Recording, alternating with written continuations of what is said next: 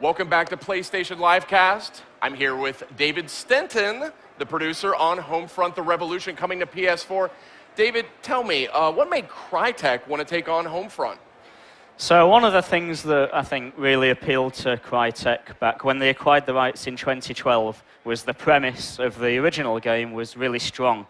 So the idea of that kind of dystopian, near future, occupied USA, that kind of Orwellian, and also the turning that kind of established narrative of kind of a special forces soldier globe-trotting, fighting for the paycheck. It's really turning that established narrative on its head, and people fighting in their own backyards, and fighting for the land and fighting for liberty. So the first Homefront, a little bit more of a corridor shooter, but I'm really interested in the approach that you guys are taking here with Homefront: The Revolution. Much more open world, a lot of options available to the player. Tell me a little bit about what that's like.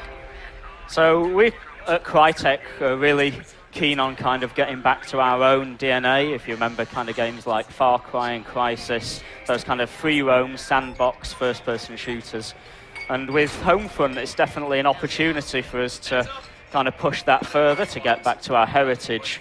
And so to that end, we're setting the game in this free roam Philadelphia. And so we're really kind of using the latest version of CryEngine to bring this free roam Philadelphia to life. And that's, a really kind of strong difference, I think, compared to the previous game. Now we're seeing some gameplay footage here, I presume. It almost looks like a cinematic. Tell me a little bit about, obviously, Crytek, so strong on the technical side. Now you've got PS4, you've got a new generation of hardware on the console side. Tell me about how you guys are evolving CryEngine to handle Homefront: The Revolution. Yeah, so we're using the absolute bleeding edge version of CryEngine. And we've got quite a sizable R&D team at the Nottingham studio where the majority of Homefront is being developed. And we're working on new features such as real-time day-night cycles, real-time weather. We're really pushing the AI systems. So within this free roam sandbox Philadelphia, we're really kind of pushing the civilian AI and the AI of the KPA, the Korean People's Army, who are the occupying force. So it's very much about kind of setting up this sandbox and allowing the players to kind of sit back and observe the game systems at play. And within this context of a resistance fighter, choosing your opportunity to strike, and really kind of we're really pushing CryEngine to deliver that vision.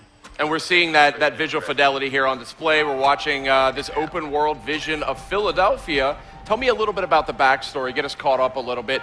Obviously, Philadelphia here being occupied by a superior force. Yeah, so the year's 2029, so it's set 4 years after the events of the first game. And this is a mature occupation, so the KPA are in complete control of the United States. As I mentioned, the game's set is in Philadelphia, and we kind of chose Philadelphia because it's a really iconic location. It's iconic because it's the birthplace of independence. There are several kind of really iconic independence landmarks. Independence Hall, it was the signing of the Declaration, obviously, houses the Liberty Bell. So what better place to set Homefront: The Revolution than Philadelphia? And it's really, like I mentioned, it's a dystopian world, and I think the KPA choosing Philadelphia as their capital city of the occupied United States really shows within this fiction how far America have fallen and how dominant the KPR are within this game world. Now I know Homefront: The Revolution, it has this open world. It's definitely more of a hit and run approach. It's not, the first title had more of a corridor shooter mentality. So here we're seeing some of that.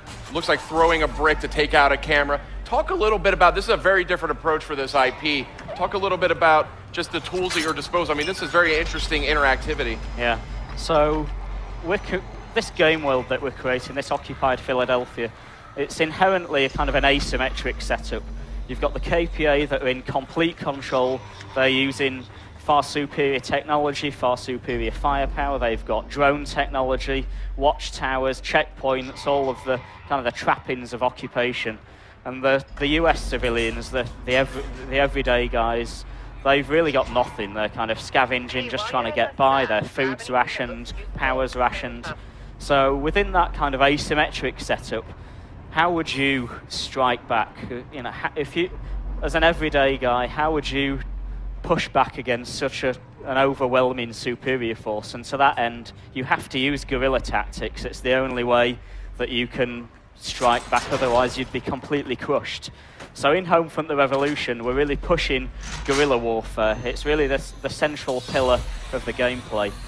And so to that end, we kind of saw in the footage that you're using guerrilla toolkit items. It's very much about scavenging everyday items and combining them in interesting ways. So we've got items like chemicals, batteries, containers, explosives. And you combine these to create different guerrilla toolkit items. So for example, you can create a radio-controlled car, maybe use that to scout out an enemy location. You can create an improvised explosive device, and maybe you place that on a road to destroy a passing convoy. So your guerrilla toolkit is really the key to push back against the KPA. It's one of the key tools at your disposal. One of the things, seeing just this footage for the first time, it's so interesting to me is, you know, the outdoor environments are large, but I mean the incredible density on detail inside. I mean, these interior environments look fantastic. But I also want to point out this cell phone seems to be a very pivotal just tool for the Revolution here. Talk a little bit about how this factors in. It looks like there's augmented reality. Talk a little bit about that. So the cell phone is a KPA cell phone. So as part of the fiction, you know, the everyday US citizens, they aren't allowed to kind of access technology like that. So when you're in the resistance within this Philadelphia, you've got access to this kind of stolen smartphone, and that's augmented with various resistance apps. So you can use it to things like access the world map, access your mission tracker. So because it's a free roam sandbox game, you've got multiple available missions on the go. You've got a camera, so you can scout out enemy locations ahead of time. You can tag KPA enemies and seekers. And then kind of later in the game, as the technology evolves and as your kind of capabilities evolve, you can use that to subvert KPA technology. So this is kind of one of the interesting things that we're doing with the progression in the game. Early on, you're very much under the boot of the KPA. Your tools available are things like bricks and bottles, and you're smashing CCTV cameras, using bolt cutters to get through padlocks, things like that.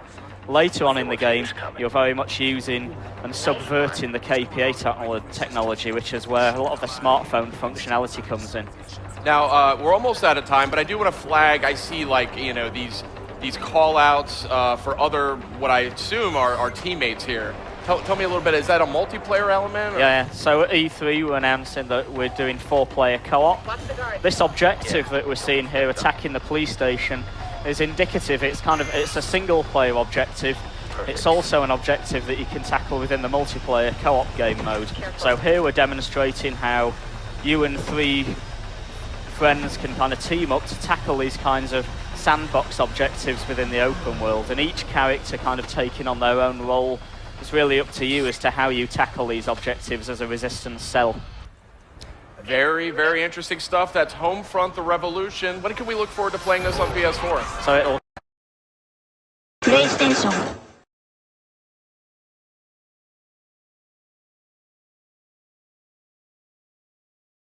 Thought, you know, what is it that we can do to this game to sort of really encompass this guerrilla warfare, and kind of it made sense for us to go open world, and we have now this kind of open environment, this open sort of guerrilla combat on the streets of Philadelphia. Yeah, you're talking about guerrilla combat. These guys are using everything available to take down their enemy here. This is the scrappy revolution force, so we see a lot of combination, a lot of you're making your own items here, your own weapons. Yeah. So, I mean, the KPA have basically us Korean People's Army. They're, like I said earlier, they're sort of in full control. And any kind of, they've taken over with their superior technology and their drone presence, and any kind of attempt to go head-on against the KPA sort of always ends badly for the resistance, for the kind of the American fighters who are still sort of trying to push back. So they improvise, and they use these guerrilla tactics to sort of you know, sabotage, infiltrate, ambush their KPA counterparts.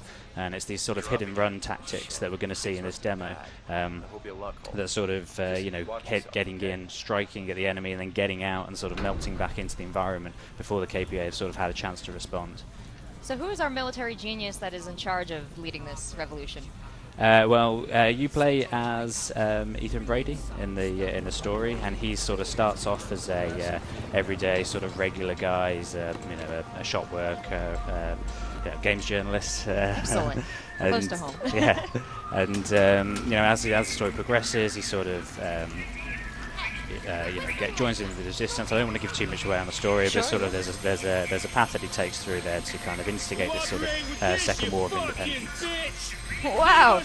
So I was just going to say this game is gorgeous, but it's also quite ridiculous. We see somebody here peeing and I guess getting focused on I mean, what we're showing here is sort of the open environment of the world, and sort of this is kind of this sort of brutality that we see the KPA sort of they don't really pull their punches. Anyone who kind of steps out of line sort of gets dealt a heavy force back at them. So that's kind of what we're showing here now.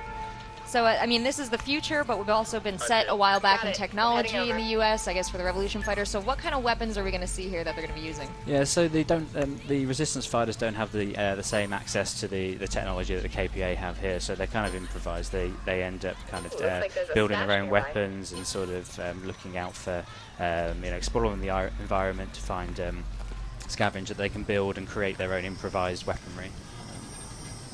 And we've seen some unique elements here. He had his camera out. He was, I guess, casing the joint, checking out what he was going to, how he was going to approach. I mean, so what we see here, this symbol up at the top here, this is kind of what we call this resistance language. They leave these signs around the world for each other, and you kind of look out for this and sort of, that's where you can kind of give each other scavenger balls and weaponry. And we saw a brief glimpse there of this uprising going on, so as you kind of chip away at the KPA's sort of stranglehold on the environment, you gain uprising, and as you do that, the world will evolve and react to your sort of presence. So here, this uprising mechanic here that we've implemented.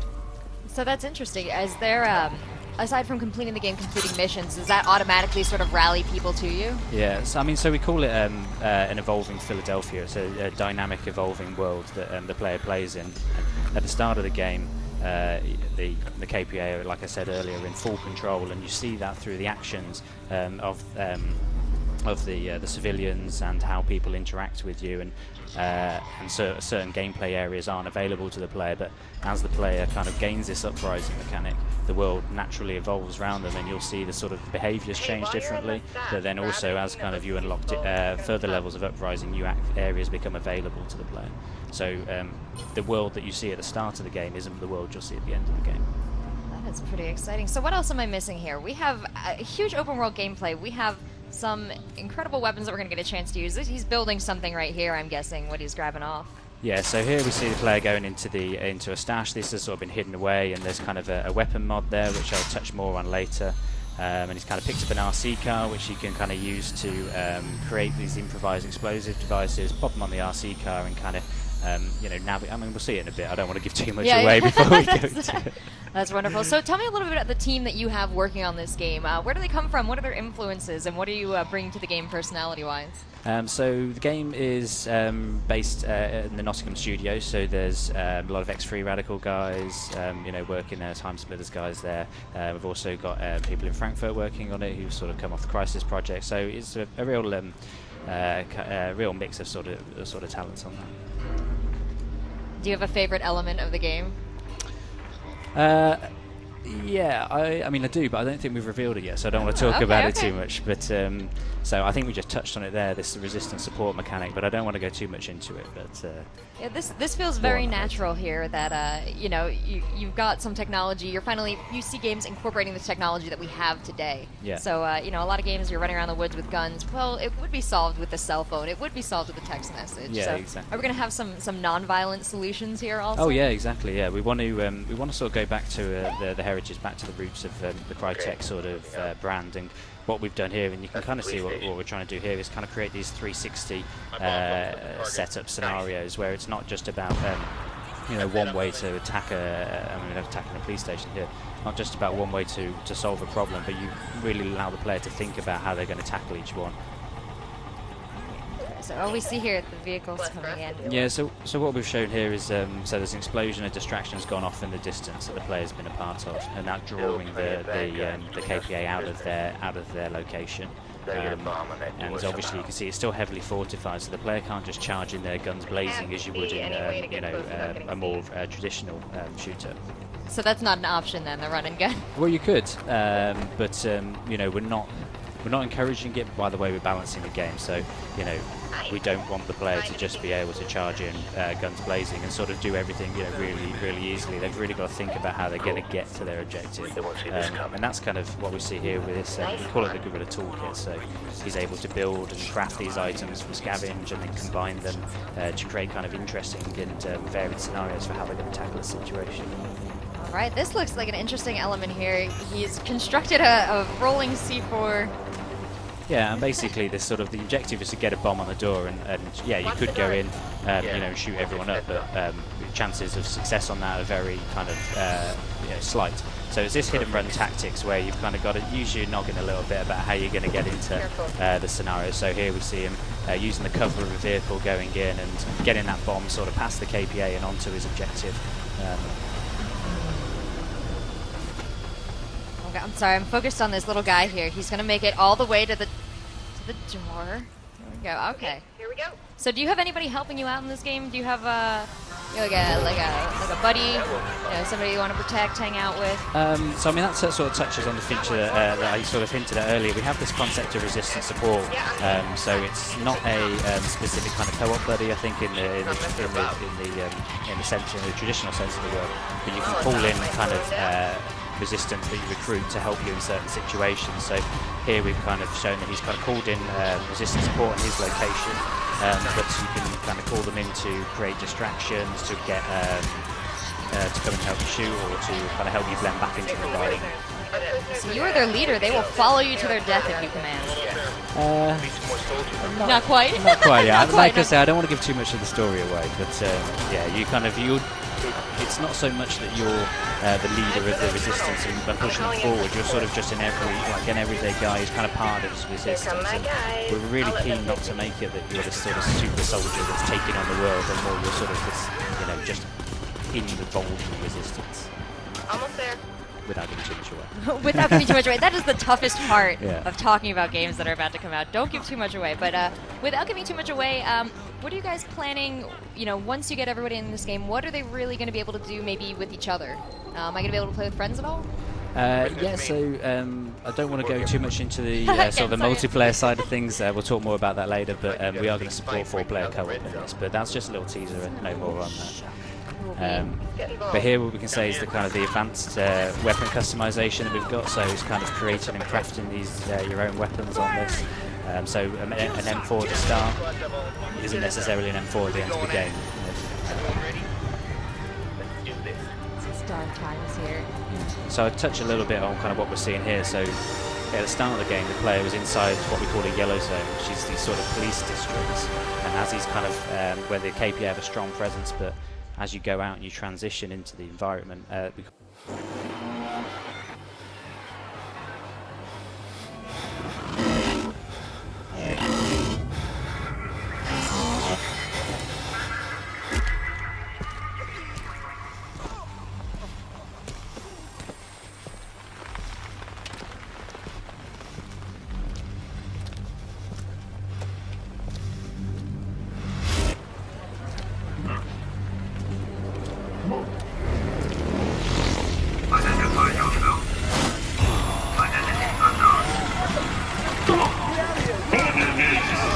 On your knees now!